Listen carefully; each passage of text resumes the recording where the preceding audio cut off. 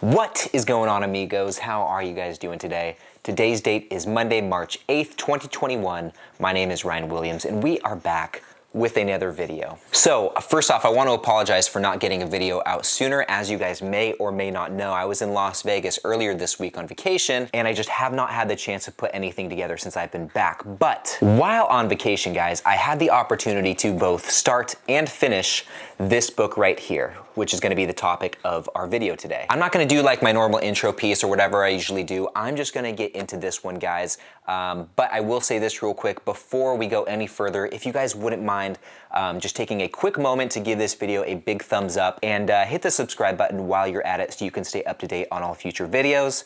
That would mean the absolute world to me. I would be forever indebted to you, okay? Anyway, as I was saying, guys, what we're gonna be talking about today is this book right here called Rich Dad, Poor Dad by Robert Kiyosaki. And if you are at all interested in personal finance, which I would imagine you are since you're watching this video, this is one book that you have probably already heard of or probably already read, actually. This is probably one of the most popular personal finance books. In fact, it says so on the cover right here that it is. It says, celebrating 20 years as the #1 personal finance book of all time, okay? So if it says it here, guys, it must be true, right? So essentially what this book does, guys, is teach you about personal finance from a very entry-level point of view. It's very basic, very, very easy to read. I think there's only about like 260 something actual pages. And what this book does, guys, is it compares two different mindsets from the author, Robert Kiyosaki's two dads, one his rich dad and one his poor dad, hence the title of the book, Rich Dad, Poor Dad. And just starting with the author's rich dad, it's actually not even his real dad. His quote-unquote rich dad is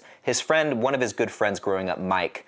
It's actually Mike's dad. And Mike's dad is, he's an investor, he's an entrepreneur, he owns and runs multiple businesses, very interested in finance, very interested in making money. Anyway, when they were super, super young, I think starting around like 5 or 6 years old, the author and his friend Mike began learning about finance from Rich Dad, who placed a huge emphasis on self-education, especially as it relates to handling your money. And Robert was able to take the information and the teachings he learned from his rich dad and cross-reference that with the same from his poor dad, which actually turns out to be the author's real dad. And poor dad is someone who's a teacher. He's someone the author describes as like an employee. And in general, he was someone who had a more conventional approach to life, okay? He was the 9 to 5, retire at 65 kind of guy. So anyway, by having these two opposing points of view, the author was able to form his own philosophy on money, and he eventually used the information and the teachings he learned from both Rich Dad and Poor Dad to eventually get himself out of the rat race, which as he grew older, found out that was his ultimate goal. And he was able to do that, I think. He retired by the age of 47, I think he said. So that's the gist of the book in a nutshell, guys. Like I said, it's a very easy read. It's like 260 something pages. I flew through it in like a few days. And now that we've covered the basis of what this book is, I want to run through a few of the things that I learned from reading it. From here, guys, basically what I'm gonna be doing is referring to a few different quotes that I have highlighted throughout the book. As I read and go through this stuff, I like to highlight and take notes just in case I go back and read it again, I can, look at what has stuck out to me. So the first one I want to read from you guys is on page 45 in this book. And the quote that I'm going to be reading is from a conversation between Mike and Robert, who are the two kids, and Rich Dad. So the quote reads, he explained, and he in this example is Rich Dad. So he, Rich Dad, explained that once a person stops searching for information and self-knowledge, ignorance sets in. That struggle is a moment-to-moment decision to learn to open or close one's mind. As I was reading this, and I'm not going to spend too much time on each of these ones, but this particular quote was one of the first that stuck out to me as I was reading this. As you guys may or may not know, or may not be able to tell, I am someone who in my own life places a huge emphasis on continuing to learn and continuing to educate myself. And, I like to think the end result of that is going to be creating a better version of myself or enhancing myself as a person. I've said this before, guys, but especially if I'm going to be making these videos and sharing information, and maybe you can call it education, with you guys, the viewers out here, it's important to continue to learn. It's important to continue to expand your mind and what you know. Especially, guys, I mean, you've heard this said so many ways before, but what the human mind is capable of is it's so incredible, and we have an unlimited capacity to take in new information And, you know, as I'm getting older especially, I think it would be a waste not to take advantage of that. And obviously it doesn't take much work. Like this book, for example, like I keep saying, I flew through it in just a few days. But there is so much value to be found in the pages of these books. And not just books either. I mean, I'm sure this will resonate with you guys. It could be podcasts, it can be YouTube videos. There's so many other great resources to continue to learn and expand your mind. And I think this quote really resonated with me for that reason, just because I think it's an important thing to do. But also, I think it's so easy. It's such an easy thing to not do. Is, you know, let's take one example. Like if you are someone who went to school, got your degree, probably a fair amount of individuals after that point, they don't take the time to continue learning anything else. They just say, okay, well, I'm not in school anymore, so I'm pretty much done, and it's kind of life after that. But like I said, guys, it's a big world, and there's so much to learn out there. And really the decision at the end of the day to take hold of that and take charge of that and take control of your own life. One of the best places to start is self-education. And at the end of the day, that is a decision that you and yourself alone make to pursue. So anyway, this is the first lesson, the first quote that really stuck with me. So hopefully that all made sense, guys. All right, now moving on, guys, we are gonna jump a few pages ahead over to page 65. And this next quote, guys, on page 65 reads, "And while I am glad that some people have become richer and richer, I caution them that in the long run, it's not how much money you make, it's how much you keep, and for how many generations you keep it." Guys, this one hit me like a ton of bricks, okay? I completely agree with this, especially as it relates to, let's just take investing in stocks as an example. So this is something I've talked about before, guys, but when you buy stocks, there's a couple different types of stocks you can buy. You can buy what are called we call them growth stocks, okay? And typically when people think about investing in the stock market, these are the kind of stocks that come to mind.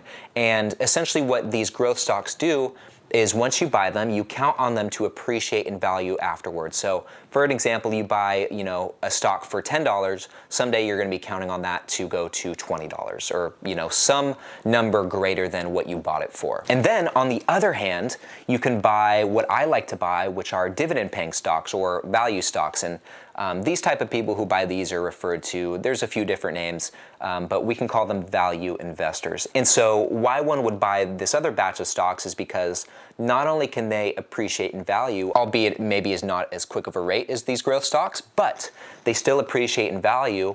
But in addition to that, you're also getting paid a monthly or quarterly or annually dividend, which literally is just cash being handed to you for owning the stock. And that's what's referred to as creating cash flow. And so why this quote really stuck out to me is because I am someone who invests in dividend paying stocks. And at the end of the day, just using the same example, whether it's growth stocks, whether it's dividend stocks, you know, if you hold them for a long time, chances are you're going to end up with more money than what you started with.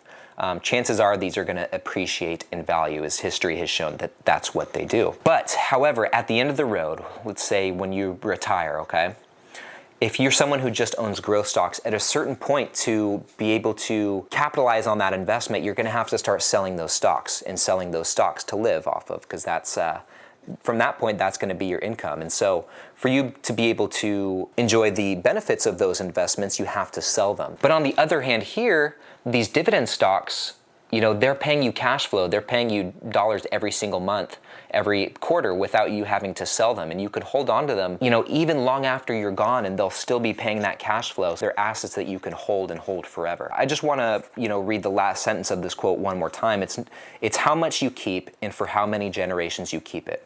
So with growth stocks, sure, you might make a ton of money, but guys, at the end of the day, at the end of your life, you're not going to end up keeping all of it, because you're going to have to sell it to live off of it. But on the other hand, with dividend stocks, that the inverse of that is true. You don't have to sell them to be able to reap the benefits from them. You could hold on to them, you can keep them, and keep getting that cash flow.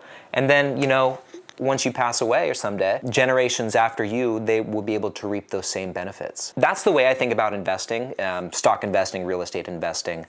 And so that quote really stuck out to me. All right, let's move on to the third quote here. So we're going to jump ahead about halfway through the book to page 111. So this quote on page 111 reads, "Start minding your own business. Keep your daytime job, but start buying real assets not liabilities or personal effects that have no real value once you get them home. This one's pretty straightforward, guys. Start minding your own business, keep your daytime job, and essentially don't buy dumb things, okay? And maybe hold off on buying that car. Maybe, don't go shopping every weekend. Maybe make coffee at home instead of buying Starbucks. And instead, take that money that you'll be saving by not doing those things and invest them into real estate, invest them into stocks, invest them into your own self-education. In general, invest them into things that are going to bring you value and get you one step closer to getting out of the rat race. Because at the end of the day, guys, like, stuff is stuff, and I think we could all use a little bit less Gucci and a little bit more rental properties. That's just my take, guys. Obviously, do whatever you want, but if you want to get ahead financially, I think it will be important to heed the advice of these words. I'm going to read the quote one more time before we move on.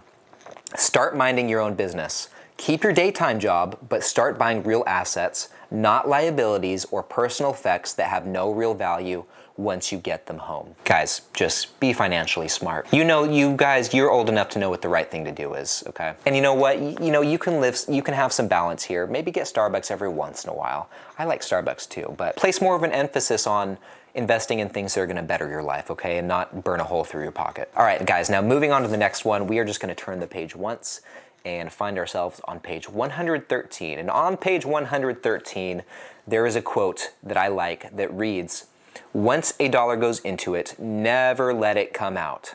Think of it this way. Once a dollar goes into your asset column, it becomes your employee. Okay. This is a great quote, and I will use our earlier example of dividend stocks to kind of paint a picture for you here, guys. So let's say you have a dividend stock portfolio. By even beginning this, you should go into it with the mindset, okay, once money goes in, I am not touching it. This is not my play money. This is not my vacation money. This is not my emergency money, unless it's like super like dire. Okay, but otherwise I am not touching anything that goes into this. This money in my dividend portfolio account, this is for my future. This is to create cash flow. This is essentially something I am growing for myself and future generations, and I can't let anything get in the way of that. Once you invest $1, once you invest $100, any sort of amount that you invest into it, don't touch it. Just put it to use and let it do its thing. The good thing about this particular example is with dividend stocks or with a dividend stock portfolio, you can then reinvest those dividends. And that's what it means by this last phrase here, this last few words of this quote. Once a dollar goes into your asset column, it becomes your employee. So once you invest money into your dividend portfolio, it begins to work for you. Okay, you don't have to lift a finger from here on out to make money from it. That money will go into the stock. That stock will pay you a dividend. That dividend will be reinvested back into the stock, and so on and so forth. And this is what's referred to as compound interest or the snowball effect. And this is exactly how I approach my dividend stock portfolio, okay? I know that every week, once I invest $100 and I'm buying these stocks, those are not to be sold pretty much at any point unless I'm selling them to reinvest into other stocks. It's not play money. Someday it can be, but not today. Not today, it needs to grow. You've planted a seed and you gotta let it grow. All right, guys, so the last thing I wanna talk about that I learned from this book isn't necessarily a single quote. It's more or less a theme that is presented throughout the duration of the book. And that is the idea that your house is not an asset. So throughout this book, guys, Robert Kiyosaki, the author, will basically say that unless your house is creating cash flow, it should be considered a liability, not an asset. Which essentially means, guys, those of you who have a home and it's your primary residence, don't look at it as an asset, look at it as a liability. And upon first reading this, that kind of goes against everything that I think any of us have really ever heard before. I mean, it's very commonly said that your house is your biggest asset. That's like a very cliche quote that you hear a lot. And, like I said, he reiterates this point at multiple times throughout this book. I'm on page 82 right now, where he kind of shows a little demonstration of that on the balance sheet and income statements, which is also another thing that he refers to many times throughout the book. But the reason he says this, guys, is because if you're not getting cash flow from your home, you still have to pay your mortgage, which is money out of your pocket every single month, and he considers that a liability. And while I understand the point that he's trying to make, and I can see his reasoning there, I still don't necessarily agree with it, okay? This author, guys, is a much more advanced real estate investor than I am myself. I'm very novice at this stuff. I have one rental property. I'm trying to build out that portfolio, but I'm still very new to this. But nonetheless, the biggest reason is because when you buy a house, even if it's a personal residence, you know, that house, if you hold it long enough, it's still going to appreciate in value. And someday, if you play your cards right, you're going to be able to sell that home for more than you bought it for, which at that point will then be making you money. And pretty much for that reason and that reason alone, that is why I think that your house could be considered an asset. It's going back to the stock example, guys. It's the same thing. It's the same thing as owning a growth stock, I think. Those stocks are considered assets because someday you'll be able to sell them for more than what you bought them for. It's still an investment. And the same, in my opinion at least, holds true for your home. I do still think it's an asset. While you might not be getting cash flow from it, it is still something you own, and really at any point you could then turn around and sell that home for more than what you bought it for. I shouldn't say at any point. Obviously it depends on where the market's at and what your home is priced at, but you know, I think you guys get what I'm saying. All right, guys, well, that is my take on the book Rich Dad, Poor Dad by Robert Kiyosaki. No matter where you're at in your investing journey or your personal finance journey, whether you're just getting started or you've been down the road for a little bit, I think this is a book worth checking out if you haven't done so already. And for those of you who have already read this book, I'd be very curious to know what your thoughts on it were. So if you have read this book, please leave me a comment below and let me know your thoughts. Additionally, if you guys have any questions on anything I've said today or anything about this book, please don't hesitate to ask in the comments below as well. I'd love to answer your questions. All right, guys, well, that pretty much wraps it up for me. If you guys haven't done so already, please give this video a big thumbs up, okay? And be sure to hit that subscribe button as well for me, okay? I would really appreciate it. That's all I got for you guys. I will now get out of your hair. Thank you guys so much for watching this video. I hope you have a great day, and I will see you in the next one.